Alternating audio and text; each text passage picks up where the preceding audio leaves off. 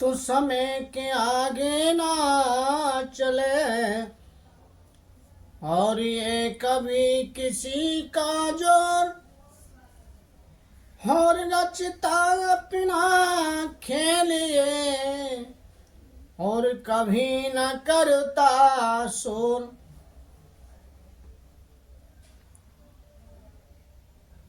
समय ने ठहरा है कभी, और बदली न इसकी चाल, और जिसके जैसे कर्म है तो उसका वैसा ही हाल।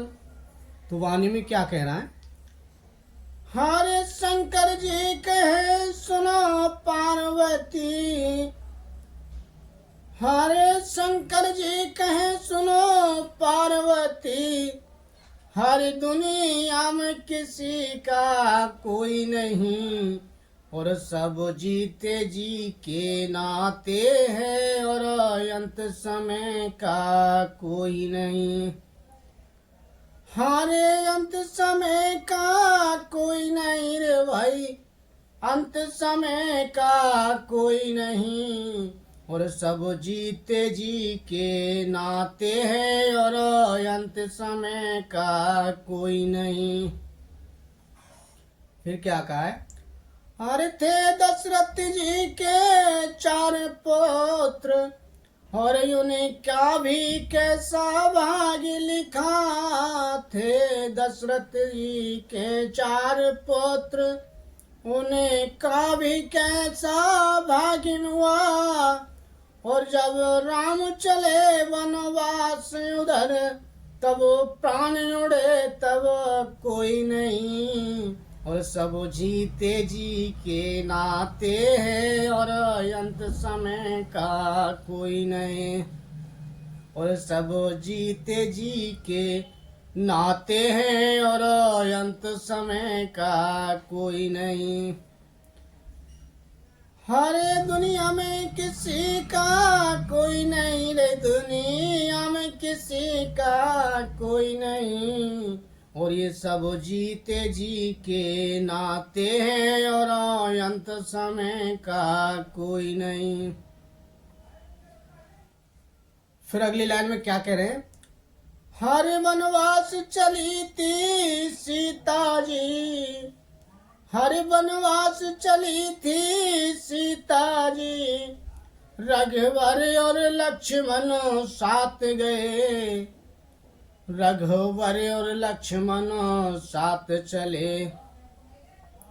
पर वक्त पड़ा था ऐसा भारी, जब हरण हुआ तब कोई नहीं, सब जीते जी के नाते हैं, और अंत समय का कोई नहीं।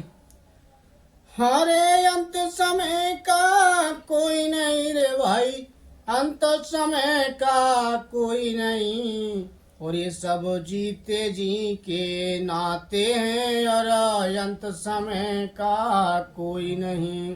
हरे रामन जैसे पंडित को था वंश पे ही अभिमान बड़ा, और सोने की लंका राख बोही, जब मरण हुआ तब कोई नहीं, सब जीते जी के नाते हैं, और अंत समय का कोई नहीं।